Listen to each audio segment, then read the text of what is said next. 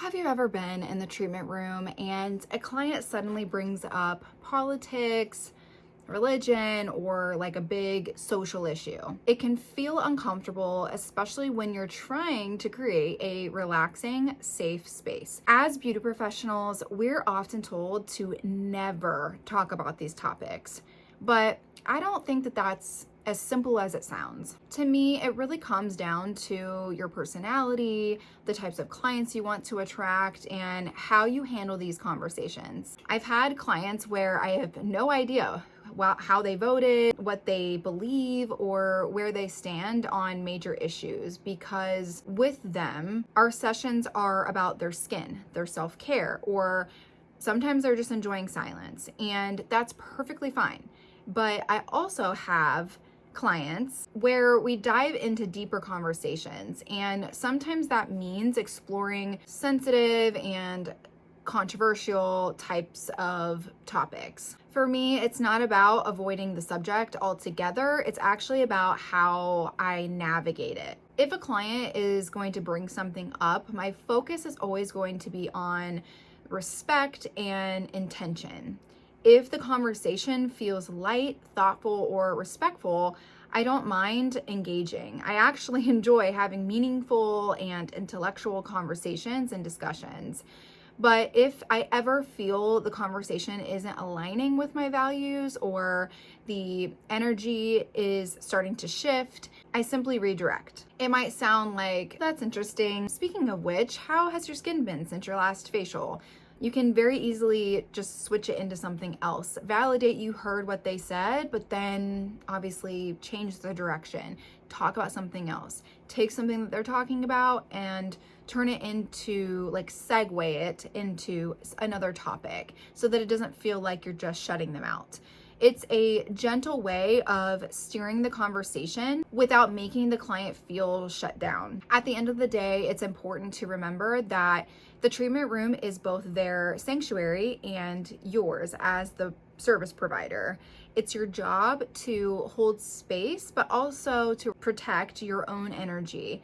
If a client is being disrespectful, you absolutely have the right to set a boundary, stop the conversation, or even refuse future service or even the current service that you're in. We've been taught in this industry to believe that we have to take on every single client and tolerate every situation because we should be grateful. But you don't have to sacrifice your comfort or values for money or reputation. You can create a business that attracts aligned clients by openly sharing what you stand for, whether that's inclusivity, human rights, or simply mutual respect. I have this client who I've had for years, and I've never once talked about politics with her or any type of sensitive topic.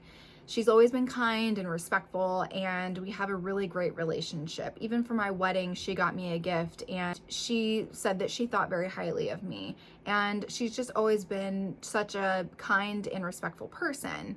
Yet her nail tech stopped seeing her altogether because of how she voted, or maybe something she said mid-conversation that might have given that away. And that experience reminded me that it's not about whether someone believes exactly what you do. It's about whether they show respect and kindness in your space. You very much can choose who you want to service. So if you fully don't align with certain people, whether they're kind to you or not, that is your prerogative. So don't be afraid of sensitive conversations. They're not the enemy. What matters most is how you show up, educated, respectful, and firm in your boundaries.